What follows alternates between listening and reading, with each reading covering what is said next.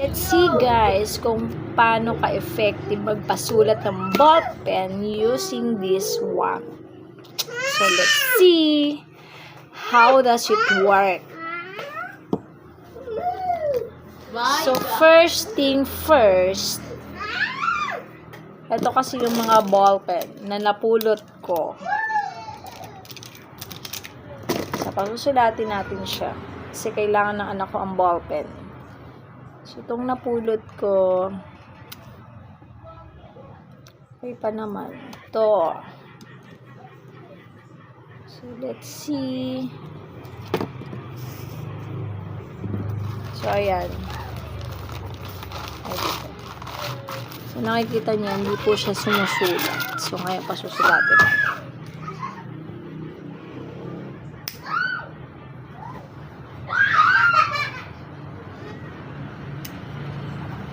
Oh!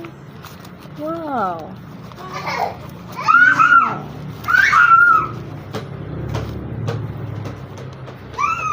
Oh, diba? Wow! It's so good! Oh!